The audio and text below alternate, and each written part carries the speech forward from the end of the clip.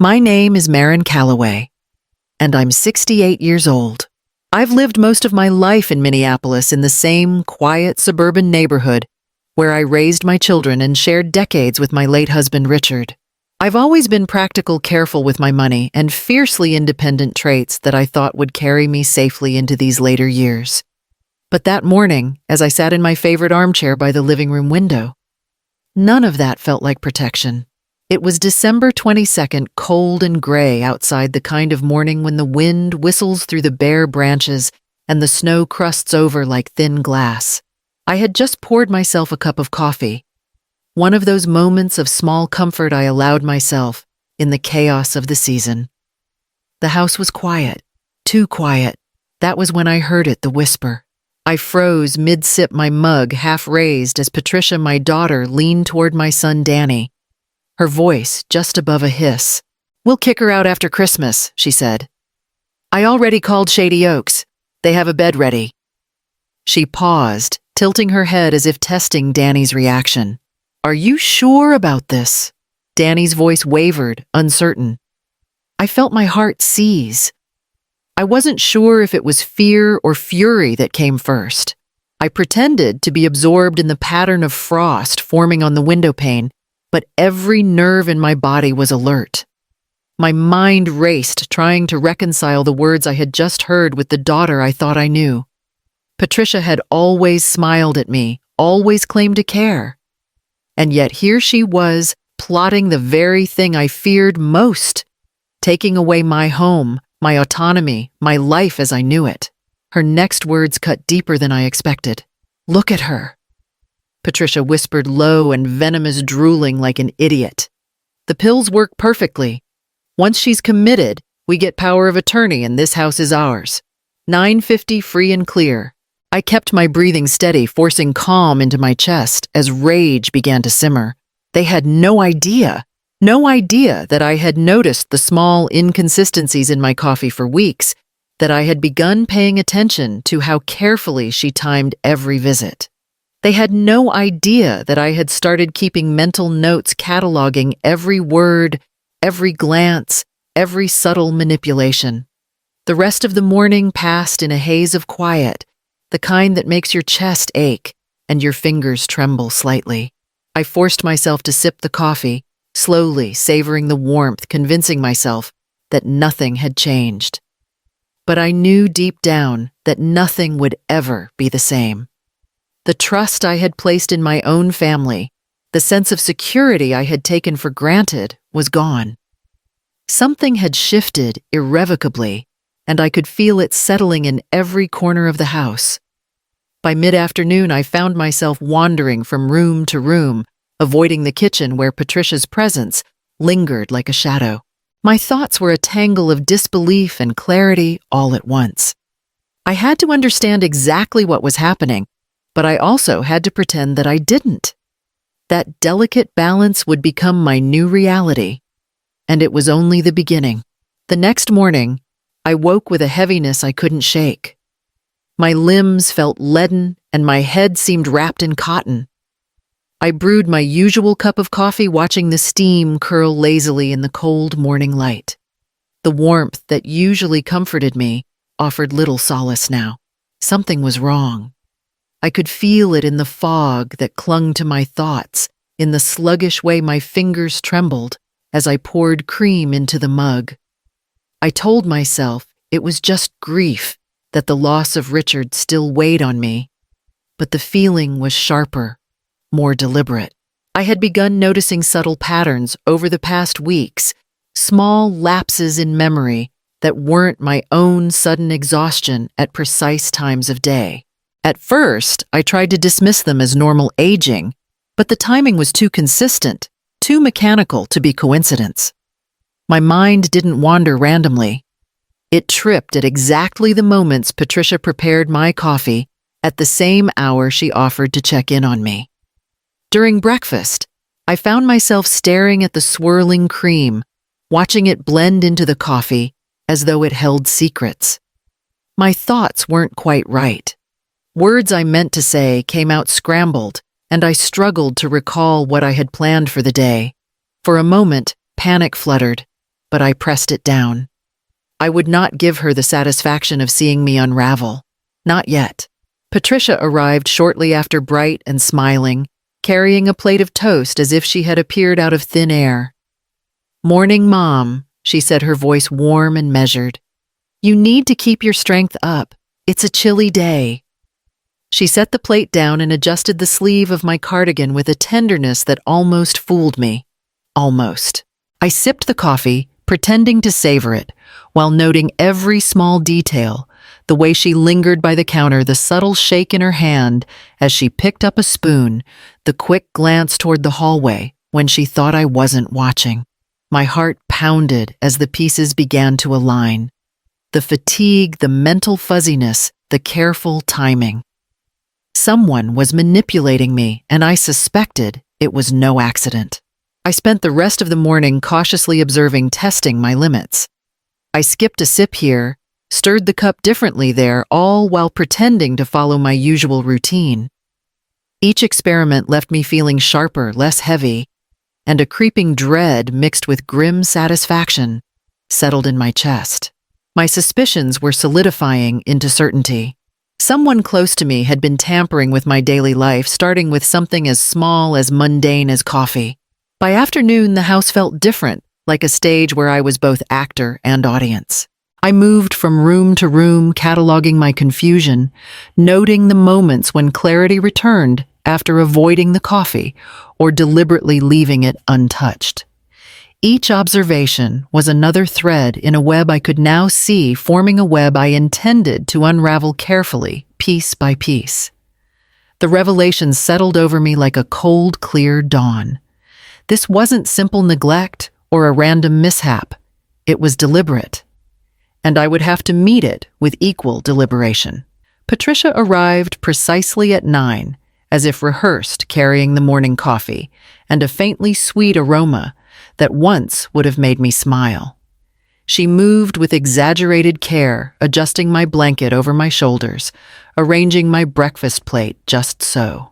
"Here you go, Mom," she said, her tone soft and soothing. "I thought you might like some toast with your coffee. You need to keep your energy up." I nodded, lifting the cup slowly, letting the warmth fill my hands while my mind cataloged everything. Her smiles, the slight tension in her jaw, the way her eyes flicked toward the window as if monitoring the driveway. Every gesture was calculated, every word rehearsed. She was performing, and I was finally seeing the script. Across the street, Mrs. Johnson leaned over her mailbox, her knitted scarf pulled tight against the chill. "Oh, Maren, dear," she murmured, voice dripping with sympathy. "I heard you've been feeling so tired lately. Are you all right?" I smiled faintly, keeping my voice steady. "Just a little chilly this morning," I said, and offered a nod. But the look in her eyes, pity, concern, subtle disbelief, was unnerving. That same look I saw from neighbors and delivery people over the last few weeks. Patricia had been telling them stories carefully, shaping my image as frail, forgetful someone who could barely manage her day. Inside, Patricia hovered, pouring milk into my coffee with careful precision, stirring slowly, making sure I noticed every motion. "I picked up a few things for you," she said, placing a small bag on the counter. "Just snacks and vitamins to keep you strong. I want to make sure you're eating enough." Her voice was honey-sweet, but there was an edge underneath. I could feel like the whisper of a blade against silk. I took a sip, letting the liquid warm me while keeping my face neutral. Every ounce of me wanted to recoil, to spill the mug across the counter, to scream at her for the deception I suspected. But I didn't. I had to play along.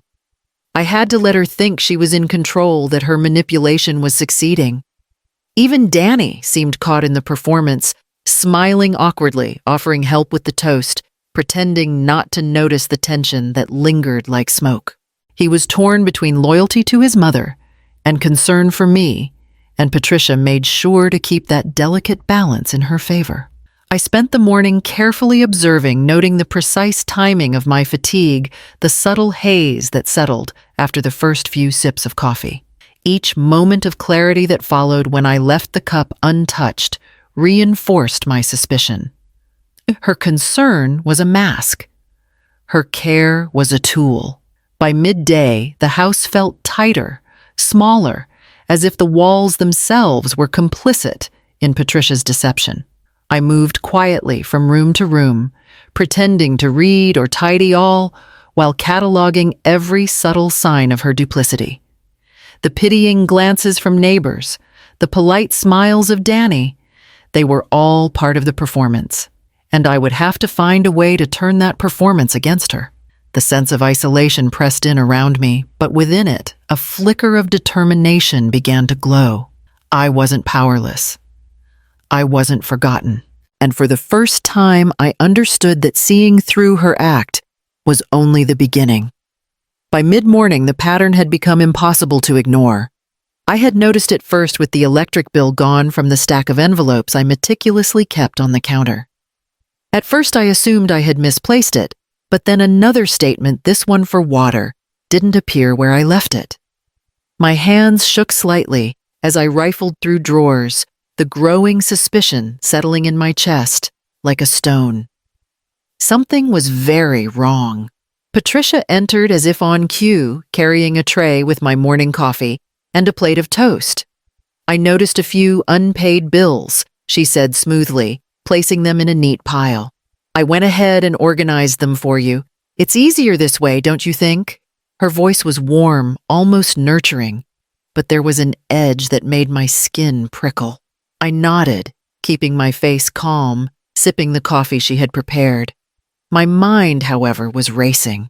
Danny lingered in the kitchen, a silent observer caught between loyalty to his mother and concern for me. He avoided eye contact, fiddling with his phone, pretending to scroll, while I watched the subtle tension in his shoulders.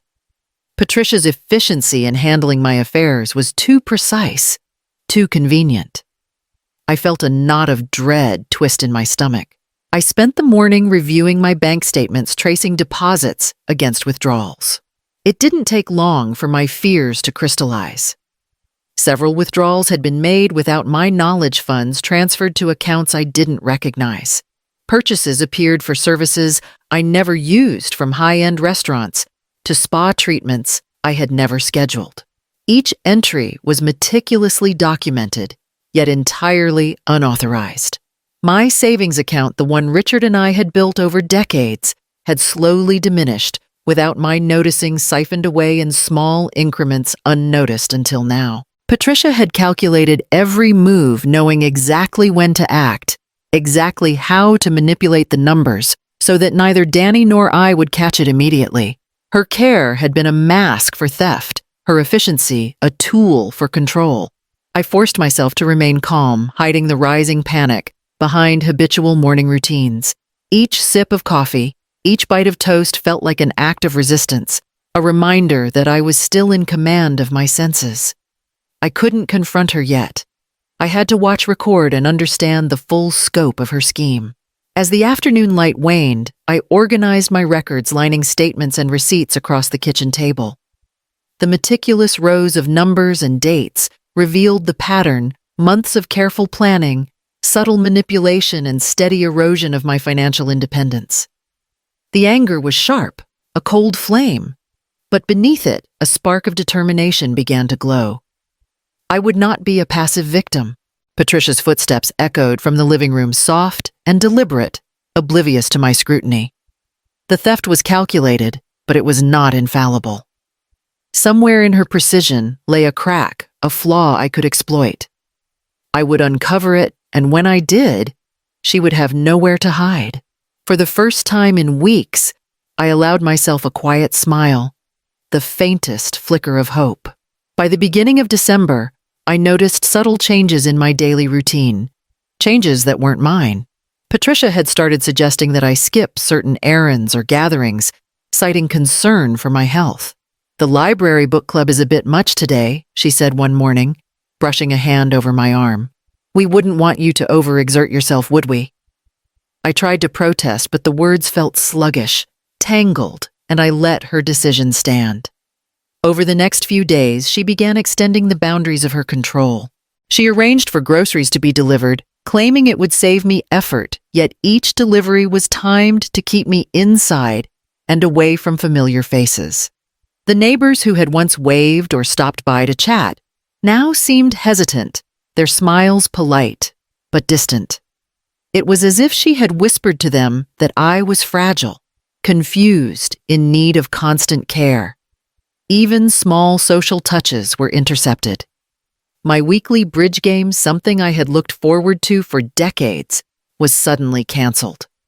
Patricia insisted it was too strenuous, that I should stay home and rest. I felt the emptiness immediately.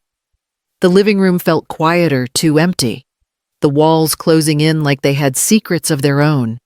Danny, increasingly caught in her web, would nod politely whenever she suggested I stay home. "Mom just wants you to be safe," he said, once glancing at me with uneasy concern. I forced a smile, but inside, I bristled at the subtle enforcement of my isolation. Every suggestion she made, every errand she rerouted, chipped away at my independence.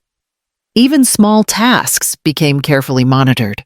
When I insisted on folding laundry or organizing my kitchen, she hovered close, offering helpful advice, her eyes scanning for any sign that I might be struggling. She positioned herself as indispensable, creating a web of dependence I could not easily escape. Each gesture of care tightened the invisible bonds she was weaving around my life. I began to notice the pattern more clearly. Invitations from friends no longer arrived. Phone calls went unreturned or were intercepted, and I was encouraged to limit contact with even distant relatives. The house, once filled with the hum of normal family life, had become an arena in which I was the only one unaware that I was being contained. And yet, as oppressive as it felt, the isolation offered me clarity. Every restriction, every subtle coercion became a marker, a clue to the careful orchestration behind her actions. It was a sinister sort of guidance, showing me where she assumed control and where she believed I was powerless. I sat quietly in the living room that evening, tracing my hands over the edges of the coffee table, imagining all the conversations and visits that had been diverted, all the small connections that were now quietly severed. The walls felt close, the windows colder than the air outside, and in that silence, determination coiled within me. She might try to control my movements, my interactions, even my world, but she had not yet understood that I was already taking careful note of everything, storing it away for the moment I would turn it against her. That evening, I sat alone in the dim light of the kitchen, a single lamp casting shadows over the counters and scattered mail. The house felt heavier than it had in years, as though every wall, every piece of furniture carried the memory of the subtle betrayals I had endured. I could still hear Patricia's voice, soft and practiced, echoing in my mind. "It's for your own good, Mom." For months I had tolerated the gentle manipulation, the quiet theft, the isolation. But now the weight of it pressed too hard. Something inside me shifted. Enough was enough. I had spent mornings tracing bills, afternoons cataloging fatigue and confusion, and nights replaying her carefully timed actions. Each detail fit together like pieces of a puzzle, revealing the scope of her deception. She had underestimated one thing I had decades of habit and observation, a mind sharpened by years of teaching literature and noticing subtleties in behavior. I could see the pattern. I could predict the next move, and I would use it against her. The first step was simple, yet delicate. I had to gather proof without alerting her, without giving her any indication that I suspected the full extent of her scheme. I would need records, notes, perhaps even audio or visual evidence, anything that captured her actions in real time. Every move she made, every word she whispered in private, could be part of the record. I began by organizing my thoughts, writing down incidents as they came to me, missing bills, the strange taste in my coffee, the unexplained fatigue that followed each morning ritual. I documented the pattern of isolation, noting which social engagements were quietly canceled or discouraged, which friends had drifted away, and which visits were subtly controlled. Each entry reinforced the undeniable truth: this was deliberate, calculated, and systematic. Danny, oblivious to the full picture, moved around the house, as always polite, hesitant, and caught between loyalty to his mother and concern for me. I kept him in the loop only superficially, never letting him see my growing determination. Patricia, meanwhile, moved through the house with the same practiced care, unaware that every gesture she made was being catalogued mentally, every step noted and filed away for later use. By the time the clock ticked past 8, I had drawn a rough map of the day's routines and vulnerabilities, identifying moments when she would act when Danny was distracted, when neighbors might watch but not interfere. I imagined each scenario, each potential flaw in her careful orchestration, and I began to see openings I could exploit. The plan was not yet fully formed, and I did not know what resources I might need, but the resolve was absolute. I would gather the evidence, document the manipulation, and reclaim my autonomy. I would not allow the quiet theft of my life to continue. As I prepared to clear the kitchen table and retire for the night, I felt a strange clarity settle over me. For the first time in months, the fear that had shadowed my mornings was tempered by determination. I was no longer a passive participant in her scheme. I was an observer, a strategist, and soon I would become the one with the advantage. The first steps were set, and tomorrow the counterplan would begin. The next morning, I woke with a sense of purpose that had eluded me for weeks.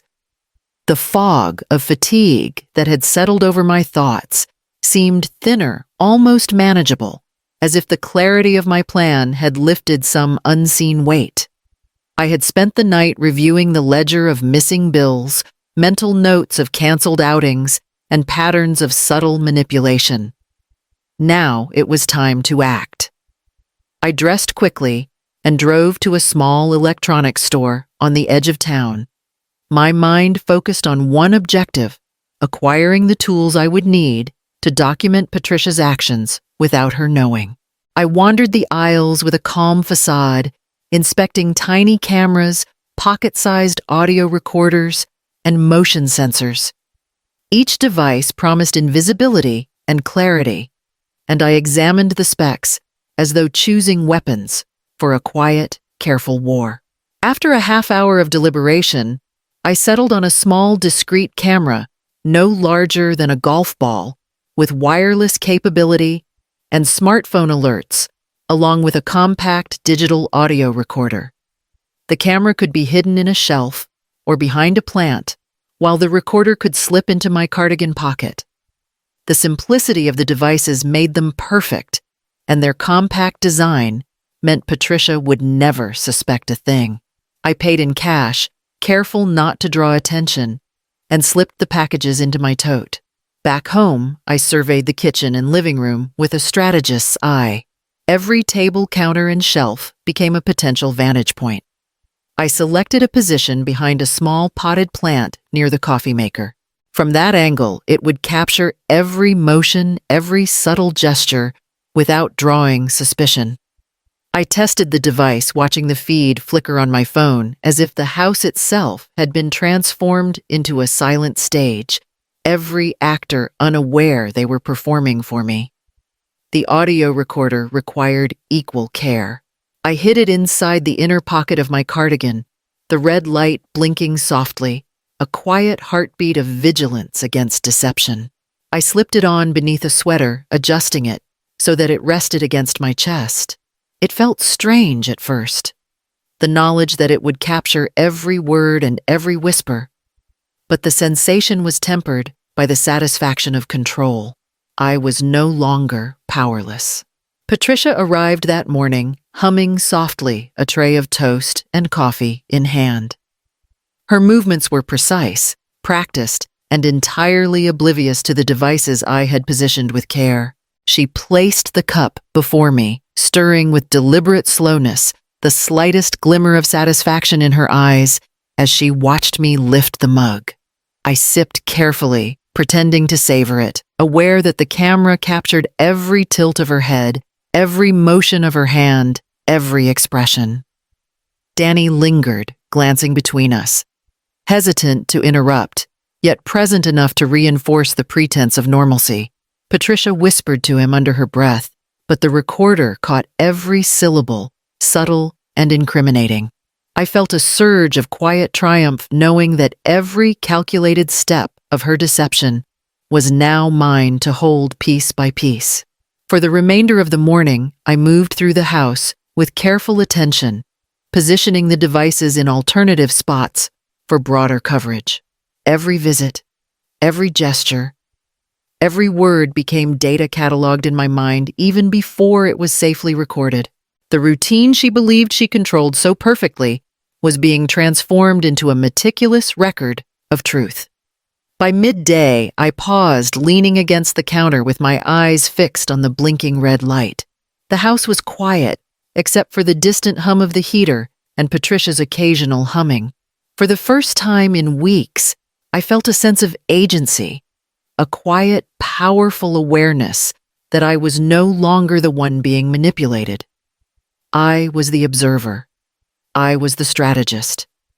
And in that stillness, I began to imagine the moment when this evidence would no longer be secret, when every word, every motion would finally expose her. That moment would be mine.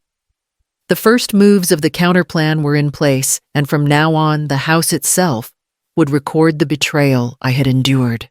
From the moment Patricia crossed the threshold that morning, I had one mission: observe record and confirm every detail of her deception. The hidden camera nestled behind the small fern on the counter captured her every movement as though the house itself had become my confidant. The audio recorder, warm against my chest, picked up the soft hum of her voice as she moved from the kitchen to the living room. Every step, every word, every subtle glance was now cataloged with precision. She moved like clockwork, humming softly as she set the coffee pot to brew, her hands steady, almost graceful. She crushed a small tablet into the mug before stirring it, the motion deliberate yet practiced. Danny lingered nearby, absorbed in his phone, unaware that every whisper between them was being captured. I held the cup to my lips, pretending to sip, and felt the first clarity of control, a cold satisfaction, warming me from inside. She believed I was none the wiser, and that belief was the key to gathering the proof I needed. Over the next few days, I turned observation into ritual. Every morning, I followed the same cautious pattern: pretend to drink, catalog each motion, note the timing, and ensure the camera angle captured everything. I began to notice subtleties I had missed before the exact moment Patricia glanced at her watch, the way she slid the tablet from her purse with a careful hand, the slight tension in Danny's shoulders as he absorbed her instructions. Each detail was a puzzle piece, and I was finally seeing the entire picture. It wasn't just the coffee. Bills and statements began arriving in forms subtly altered, duplicates where none should exist, envelopes marked in handwriting I did not recognize. I began collecting them in a separate folder, lining each with receipts and cross-referencing deposits, withdrawals, and charges. Spa appointments, restaurant dinners, online subscriptions. None of it belonged to me, yet it had been drawn from accounts I had trusted to remain secure. Patricia had woven an intricate network of deception, yet her care had left traceable evidence if I looked closely enough. I began testing her habits. When she prepared the coffee, I sometimes left the mug untouched, then observed her reaction. Her eyes would flick briefly to the empty cup, then resume the performance, humming, smiling, as if I were still under the spell of fatigue and confusion. Each tiny slip, the micro expression, the hesitation, was a confirmation. She was confident only when she believed she was controlling me completely. I also started documenting interactions outside the house. The neighbors' pitying glances, the polite words exchanged in the driveway, Danny's hesitant nods, all of it became part of the record. Patricia's reach extended beyond the walls, shaping perception and isolating me. Every comment she made to others reinforced the lie that I was weak, disoriented, and dependent. By the end of the week, I had a small archive: video clips, audio recordings, altered bills, receipts, and a mental log of her daily manipulations. I arranged the evidence carefully, noting dates, times, and context, building a chronology that would be impossible to refute. Even small acts, like the precise moment she checked the mailbox or pretended to straighten a picture frame, were recorded. Late one evening, I sat at the kitchen table, the collection spread before me like the pieces of a chessboard. Every item, every clip, every note was a move she had made against me, and every piece was now ammunition. The house was quiet. Patricia, long gone to a book club, she claimed was too stimulating for me. Danny occupied elsewhere, and I was alone with the truth.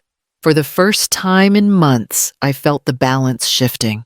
The fear that had shadowed every day was tempered by the awareness that I had proof that the deception had been captured and that the trap I was setting could not be ignored. I could see the threads of her plan unraveling already, and in that quiet, the first real sense of empowerment settled into my chest. The risk was high, but the payoff was the possibility of reclaiming everything she had attempted to take. The week before Christmas, the house seemed to pulse with a quiet tension, as if it too knew what was coming. I moved through the rooms with deliberate care, arranging furniture, adjusting lighting, and positioning small details in ways Patricia would find familiar, reassuring, and completely unthreatening. Every ornament, every ribbon, every flicker of candlelight was a subtle invitation for her to continue believing she was in control.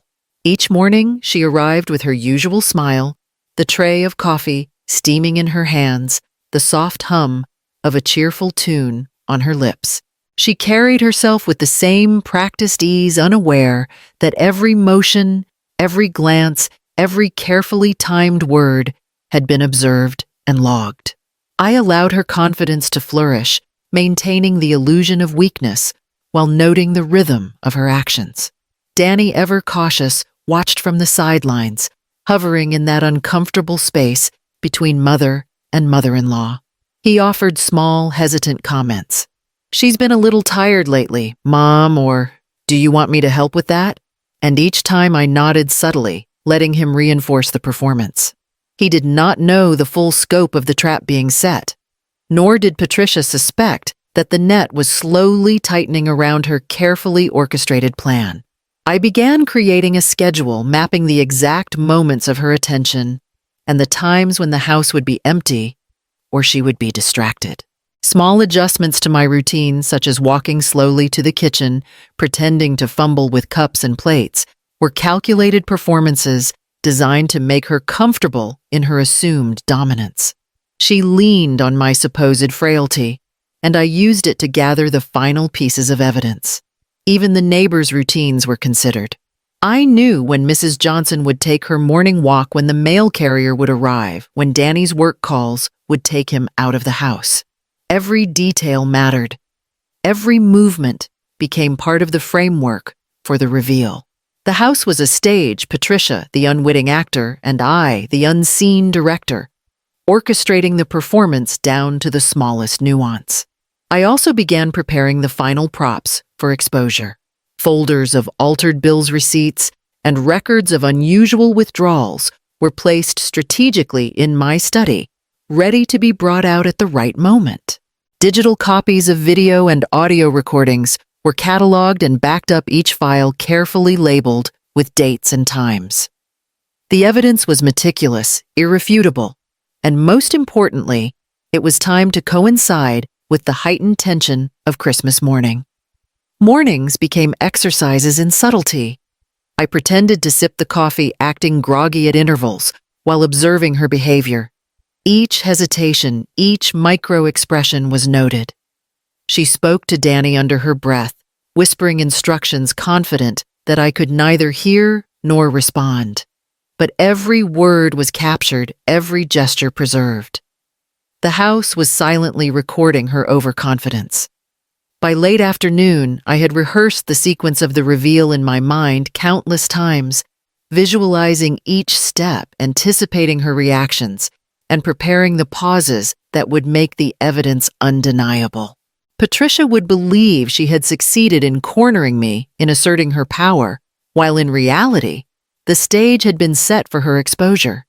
When night fell, I sat by the window, watching the first snowflakes drift lazily across the street. The house glowed with festive lights, and the sense of calm was deliberate. Patricia would arrive tomorrow, confident, smug, unaware that the very comfort she sought was what would lead to her undoing. Every moment had been planned to perfection, every detail intended to guide her into the trap I had crafted with patience and precision. The trap was ready. All that remained was the performance, and soon, the culmination of months of careful observation and strategy would unfold in a single decisive morning. The first light of Christmas morning slipped across the kitchen counters, casting long, pale shadows over the carefully arranged ornaments and flickering candles. I had been awake for hours rehearsing in my mind the performance that would make Patricia believe she had finally cornered me. My joints ached slightly from the chill in the house, and I allowed a slow, deliberate shuffle to accompany my morning routine. Every groan, every hesitation was measured, calculated to maintain the illusion of fragility. Patricia arrived precisely at 9, carrying her tray with coffee and toast, humming softly, her presence radiating confidence. She moved easily, adjusting the blanket over my shoulders and placing the cup within my reach. "Here you go, Mom," she said, her voice light, reassuring. "I made sure it's just the way you like it." Her eyes lingered briefly on me, satisfied with the performance I was giving her. She believed every careful twitch of weakness, every sigh and slurred word was genuine. Danny hovered nearby, watching cautiously, still unsure of the tension he felt, but too polite to intervene. He offered a soft, "Do you want me to help with that?" as Patricia arranged the toast. I nodded slightly, letting the gesture pass, reinforcing the illusion. Every movement she made was recorded, every whispered instruction captured by the hidden audio device in my cardigan pocket. As she stirred the coffee, crushing a small tablet into the mug with the back of her spoon, I maintained my calm. My hands trembled only slightly, just enough to appear real, while the camera behind the fern captured every motion. She smiled, faintly confident in her control, oblivious to the careful scrutiny that had turned the house into a silent witness to her schemes. I pretended to lift the cup with difficulty, tipping it carefully to my lips, letting the warm liquid touch only the edge of my mouth. She adjusted a chair behind me, moved a small plate closer, and hummed another tune, convinced that I was entirely at her mercy. Every gesture was deliberate, reinforcing her belief in her dominance. Every word she whispered to Danny, every glance to the window was caught in high definition and archived in my mind. The tension thickened as the day progressed. I shuffled to the living room, carefully dragging my legs and faking fatigue while she flitted around arranging holiday decorations, checking the oven and consulting Danny on minor details. Her confidence radiated. She believed she had orchestrated the morning perfectly. I allowed her to think that her plan, her carefully timed scheme to isolate and commit me, was succeeding flawlessly. Minutes felt like hours. I followed my rehearsed movements, pausing here, letting my eyes linger on the table there, pretending to forget simple tasks. Every hesitation, every stumble, strengthened the credibility of my act. She was entirely unaware that each action, each word was being captured and cataloged, and that the trap she believed she had set was the very stage I had built for her downfall. Danny asked a question about the schedule for gift opening, and Patricia explained patiently, a faint pride in her voice. "Mom isn't feeling quite herself this morning," she said, glancing at me with a knowing smile. I allowed a soft sigh, barely audible, the perfect complement to her narrative. Every small piece of dialogue, every subtle gesture, contributed to the image she was creating for herself and for Danny. As the clock approached 10, I felt the quiet satisfaction of control settle in my chest. Patricia moved with ease, utterly confident. Unaware that her every motion and word had been anticipated, recorded and prepared to be used as proof of her deceit. The house, festive and calm on the surface, had become an instrument of revelation, each ornament, each candlelight flicker marking the stage for her exposure. I paused, taking in the carefully orchestrated scene, savoring the perfect irony. Patricia believed she had engineered my confinement, yet every step she took drew her closer to the truth. The evidence she had unknowingly created, gathering like a storm around her. The act was complete. The trap was set. By late morning, as she consulted Danny about the timing of gifts, I prepared to bring the performance to its first subtle crescendo. She had no idea that her confidence, her smug satisfaction, was the very thing that would undo her. I was ready. And Christmas morning, the day she thought she controlled, was about to belong entirely to me. The living room was quiet, decorated for Christmas, yet the tension in the air was palpable. I waited until Patricia was distracted, arranging gifts on the coffee table, humming softly, completely unaware that the very devices she had ignored were now the instruments of her undoing. Danny was nearby, glancing between us, uncertain, hesitant to intervene, caught between his mother's confidence and the small cues I had been leaving all morning.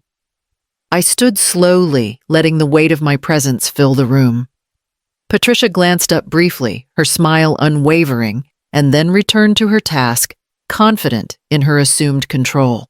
I pressed the button on the remote, and the screen flickered to life.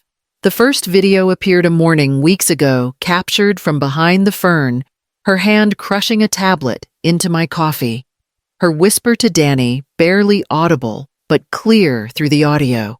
Her eyes widened slightly, though she quickly masked the reaction with a smile. "Mom, what's that?" Danny asked, his voice tinged with unease. I nodded toward the screen. "Watch carefully." Clip after clip played. Each recording showed her in meticulous detail, adjusting my blanket, manipulating my meals, whispering instructions, planting narratives to make me appear weak and forgetful. I watched Patricia's confidence falter in microseconds, tiny shifts in expression that betrayed her control. Danny's jaw tightened as he leaned closer to see what had been hidden in plain sight. The videos moved seamlessly into audio recordings, capturing private conversations, whispers and instructions meant to guide Danny and neighbors into believing her story. Every syllable she had spoken in secrecy, every lie designed to isolate me, was laid bare. Patricia's face drained of color, her movements hesitant now as she realized that the performance she had relied upon for months had been documented with precision. I paused the video at one clip where she adjusted the coffee, glancing up with a satisfied smirk. "This is every morning, every detail," I said softly. "Every gesture, every whisper, every carefully orchestrated lie." The room was still the hum of the heater and the faint ticking of the clock, the only sounds accompanying the weight of the revelation. Danny looked between us, his eyes wide, the truth settling in. "Mom, Patricia, is this real?" I didn't need to answer. The evidence spoke louder than any words could. The carefully crafted illusion of care, of concern, of normalcy had crumbled in seconds. Patricia's lips parted as if to protest, but no words formed. Her rehearsed narrative, the script she had relied upon, had failed. I reached into my cardigan pocket and pressed the audio recorder once more. A low, clear whisper from weeks before filled the room, her voice admitting instructions to Danny, detailing manipulations designed to control my life. She realized then that her deception, her months of meticulous planning, had been captured. Every lie, every act of control was now undeniable. For the first time, the house felt entirely mine. The weight of fear and uncertainty that had shadowed me for months lifted, slightly replaced by a sharp, clear sense of power. The curtain had been pulled back. The truth confronted the lies, and there was no turning back. I stood in the center of the living room, the glow of the Christmas lights casting long shadows over the carefully arranged gifts and decorations. Patricia froze as I stepped forward, my hands steady, the remote in one, and a folder of evidence in the other. Danny looked at me with uncertainty, caught between disbelief and the realization that the truth was finally unfolding before him. Patricia. I began, my voice calm, deliberate. "We need to talk."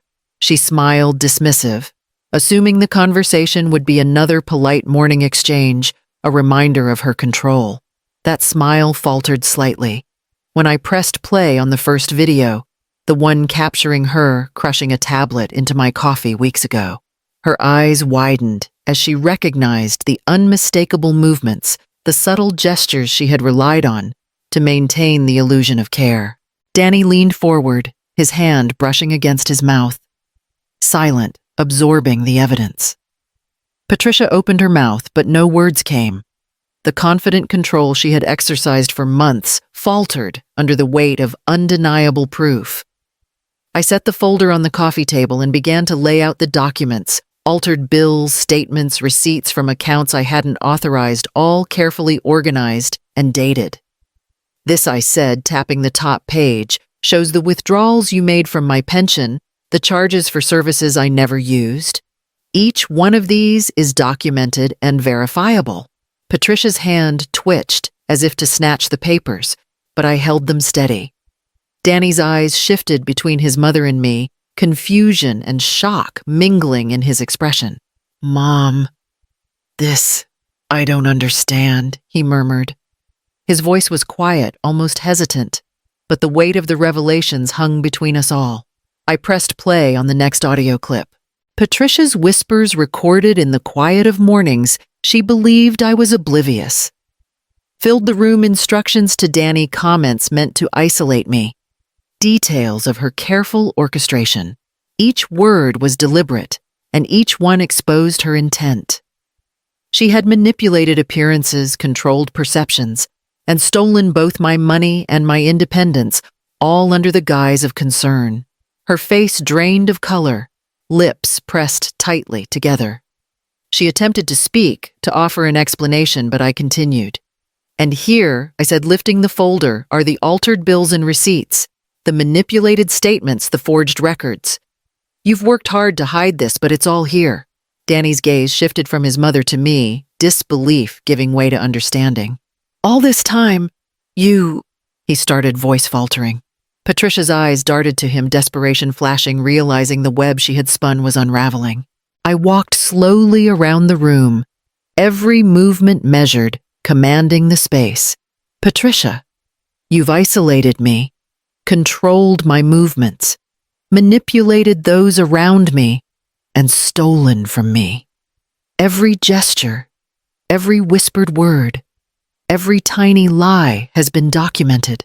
I paused, letting the weight of the moment settle. "And now it's all here for everyone to see." She stumbled back, eyes wide, a mixture of fear, anger, and disbelief contorting her features. The confidence she had wielded for months evaporated, replaced by the stark realization that she was exposed powerless against the evidence I had collected. Danny finally spoke, voice firm. "Mom, how could you?" His tone carried a mixture of grief, confusion, and hurt. Patricia opened her mouth, but no explanation could reconcile the truth laid before him. I folded my hands over the folder, the final act of composure. "This isn't about anger or vengeance," I said softly, meeting Patricia's gaze. "It's about truth. And now that truth is undeniable." Patricia sank to the couch, defeated, the weight of exposure pressing down. For the first time, she was no longer in control, and the room filled with evidence recordings and witness to her actions was mine. The confrontation was complete. Justice had not yet arrived formally, but the balance had shifted irreversibly. The living room was quiet now, the Christmas lights flickering softly as if the house itself held its breath. Patricia sat on the couch, defeated and silent, the weight of exposure pressing down like a physical force. Danny lingered near the doorway, still processing the confrontation, and I felt the final layer of fear settle away from my chest. It was time to move beyond proof and into action. I gathered the folder of evidence, each document and recording carefully organized, labeled, and backed up. The audio files of whispered instructions, the video of manipulated coffee, the forged statements and bank withdrawals, all of it compiled into a meticulous record. I checked each item twice, confirming that nothing was missing, nothing vulnerable to challenge. Patricia's deception would now face the law, and this time she could not hide behind charm or manipulation. I dialed the number of the local police department, my fingers steady despite the tension that coiled in my chest. Detective Sarah Brown answered, her tone professional but welcoming. I introduced myself, explaining the situation, succinctly highlighting the elder abuse, financial theft, and manipulation I had endured. I could hear her listening, typing, noting each detail.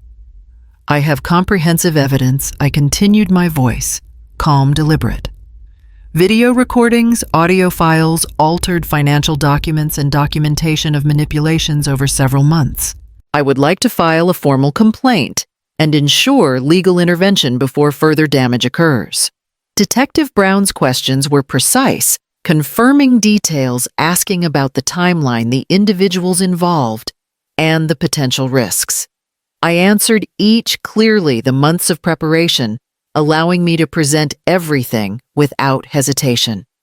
"I can provide all files digitally," I said, "and the originals are here in my possession. I want this handled carefully. There is risk if she becomes aware of the full extent of the complaint before formal steps are taken." After several minutes, Detective Brown confirmed that the case would be accepted and that an investigator would follow up. "This is one of the most comprehensive elder abuse cases I've encountered," she said. "We'll coordinate carefully to ensure her arrest and protect your safety during the process. Do not attempt to confront her further until we intervene." I hung up the phone and exhaled, a quiet weight lifting. For months, fear had been my constant companion, pressing in through every action Patricia took. Now the law would act, and I was no longer facing the danger alone. Danny approached, his hand on my shoulder, hesitant but reassuring. "Mom, you did the right thing," he said softly. Patricia remained on the couch, shifting uncomfortably, glancing between us with a mix of disbelief and growing panic. She had assumed that exposure alone would be a temporary embarrassment, that the evidence I possessed could be dismissed or rationalized. But now, with the authorities aware, her months of manipulation were becoming a formal matter. I took a final moment to review the materials one last time. Every recording, every note, every photograph had been meticulously documented. The preparation had been exhaustive but necessary. The police needed irrefutable evidence, and the files on the table met that standard. I felt a sense of control that I hadn't experienced in weeks, a cautious relief mingled with anticipation. Danny helped me place the folder in a secure bag, ready to bring it to the station if required. Patricia's gaze lingered on the bag, realizing in that instant that her control, her careful timing, her months of planning had reached their limit. The law would intervene, and she could no longer manipulate or intimidate anyone involved. As the afternoon light shifted across the room, I sat quietly reflecting on the careful steps that had brought me here. The confrontation had revealed the truth, but now the formal process would ensure justice, structured, impartial, and unassailable. I had taken the evidence, documented every detail, and entrusted it to those with the authority to act. For the first time in months, I felt a fragile sense of safety settling in. Patricia's schemes were no longer invisible. The authorities had been informed, the proof submitted, and the power balance had shifted irrevocably. I knew the coming days would require patience, but the first step toward formal justice had been taken, and for the first time, I felt that my life could truly be reclaimed. The morning air was crisp, carrying the scent of snow that had drifted overnight. Patricia sat stiffly on the couch, her hands clasped tightly in her lap, eyes darting between Danny and me as if searching for an escape that didn't exist. For the first time, the confidence that had defined her for months had vanished, replaced by a quiet panic that even her rehearsed expressions could not mask. I had called Detective Brown ahead of time, arranging for officers to arrive with precision. Every moment of Patricia's manipulation, every whispered instruction, every carefully orchestrated lie had been documented and prepared for formal intervention. The sound of tires crunching against the driveway announced their arrival. My heart thudded with a mixture of relief and anticipation. Patricia glanced toward the window, seeing the marked police car, her posture stiffening, a hand moving instinctively to her purse. "What's happening?" Danny asked softly, unsure of the significance caught between disbelief and fear. Within seconds, officers entered the house, their movements calm but purposeful. "Patricia Wilson Thompson," one asked firmly. Her gaze shot toward them, disbelief widening her eyes. "This is a mistake," she said, her voice rising, the rehearsed confidence from weeks of manipulation cracking with each word.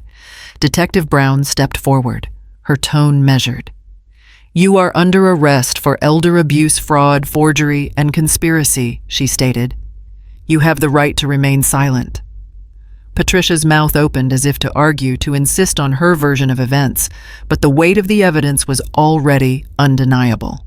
The video recordings, audio files, altered financial statements, and documented manipulations left no room for ambiguity. Neighbors who had trickled into view from across the street or peeked from windows began murmuring in astonishment. Mrs. Johnson, whose pitying glances had once reinforced Patricia's narrative, now whispered to another neighbor, "I can't believe it. All this time."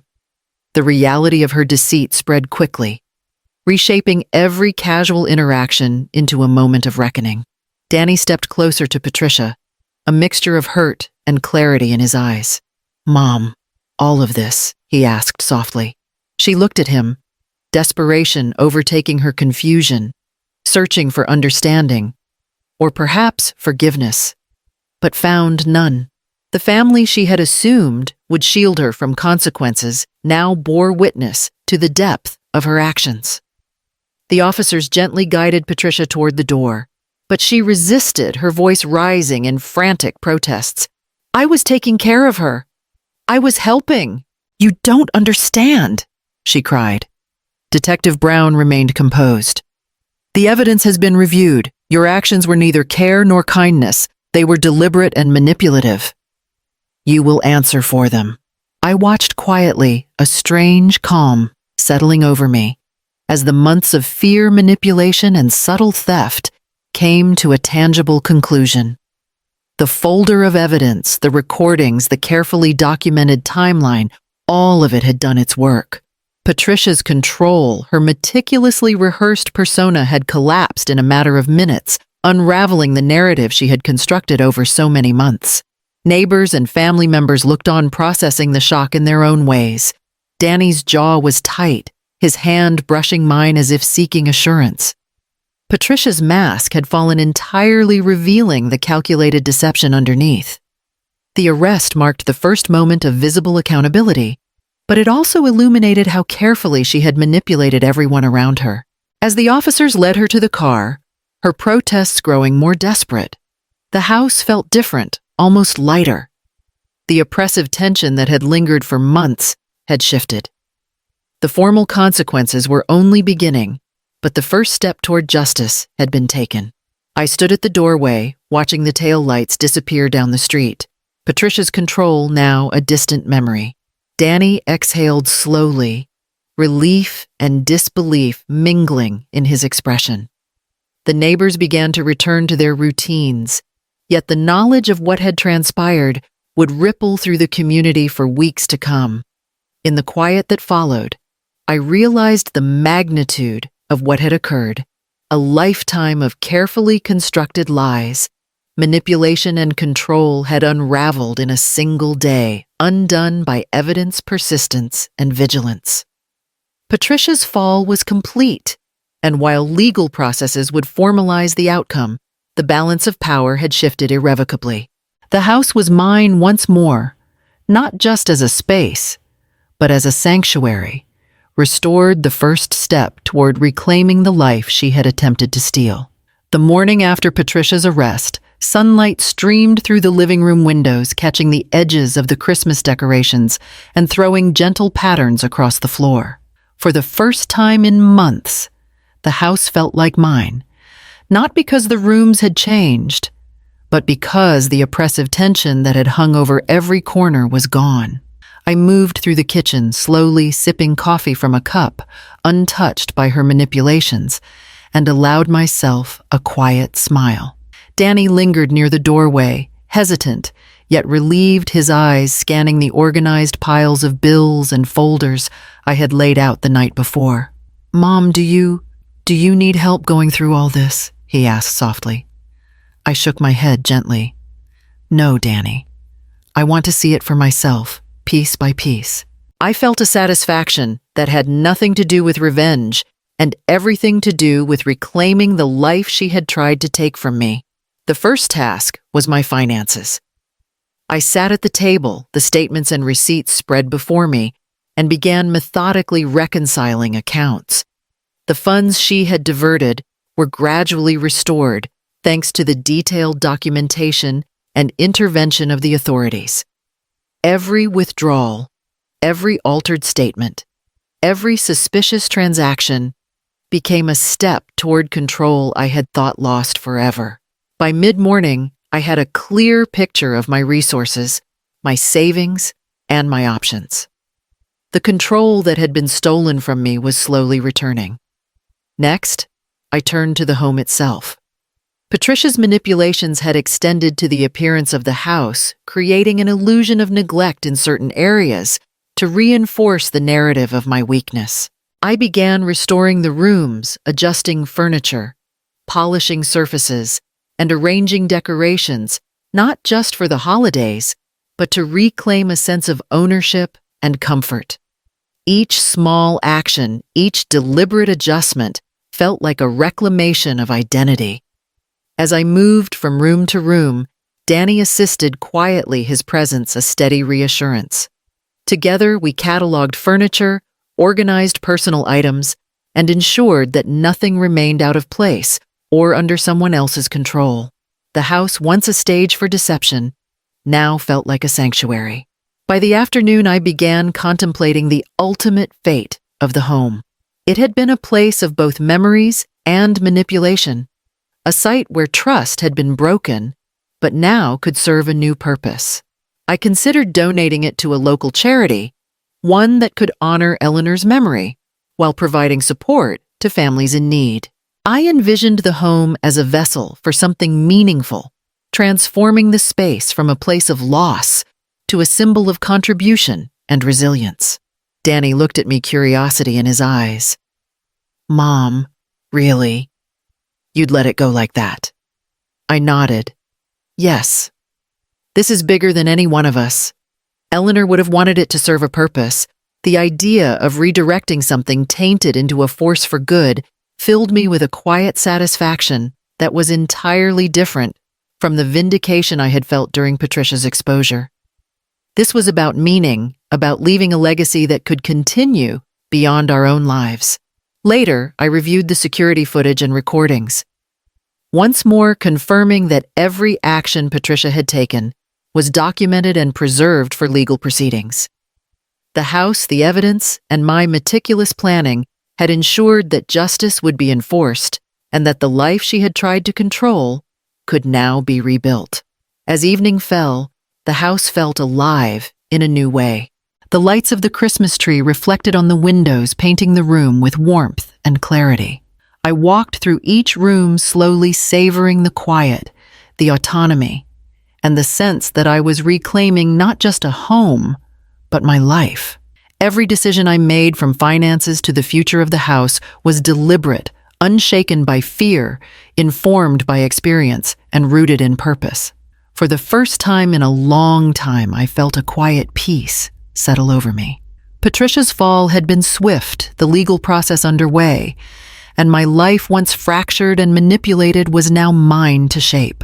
The house, the accounts, the memories, all were under my stewardship again. And with each small, deliberate step, I realized that reclaiming life was not merely about victory. It was about using that victory to create meaning, safety, and a legacy of integrity. The first morning in my new apartment at Sunset Manor felt different from any I had experienced in months. The sun spilled across the walls, warm and unhurried, filling the space with a quiet light that seemed to promise stability and calm. I stood at the window, watching the small garden below, where a few residents were tending to plants or walking their dogs. The hum of life outside was comforting, ordinary, and entirely mine to observe. Moving here had been a deliberate choice. A senior-friendly residence, independent yet supportive, offered the security I needed without sacrificing autonomy.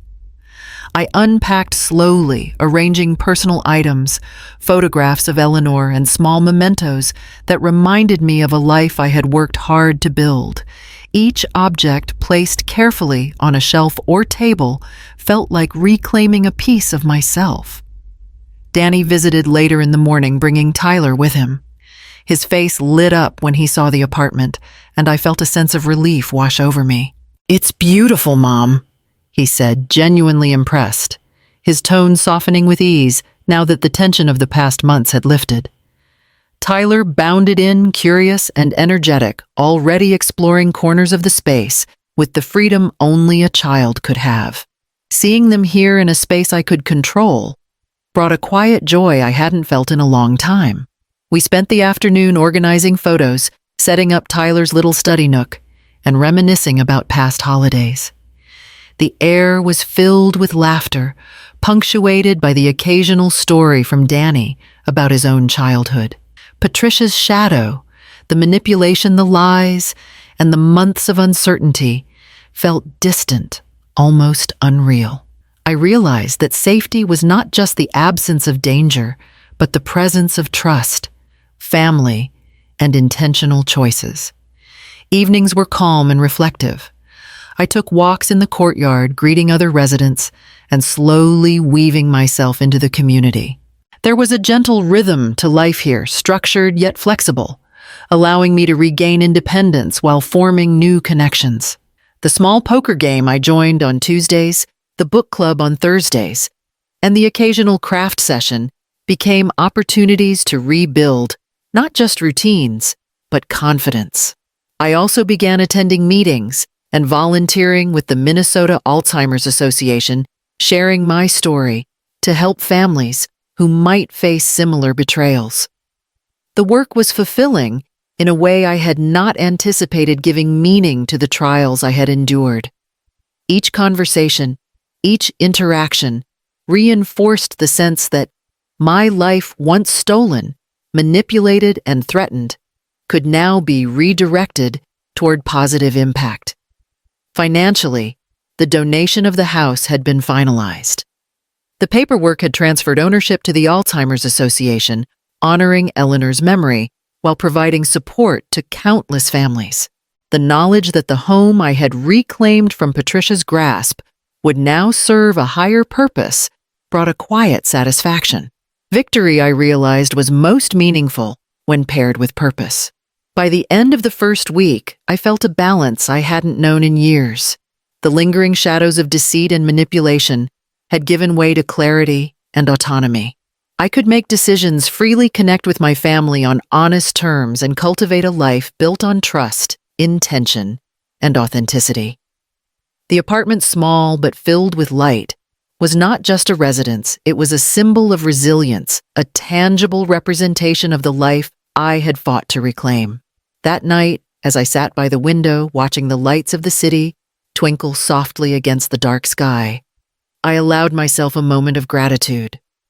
The past months had tested me, stripped away illusions, and exposed betrayal. But in that process, I had discovered strength, patience, and clarity. I had taken control, preserved what mattered most, and rebuilt my life with intention and purpose. For the first time in a long while, I could breathe fully, knowing that the future belonged entirely to me. The past, though painful, had prepared me for this moment. And the life I was creating now, authentic, empowered, and meaningful, was a testament to endurance, vigilance, and hope.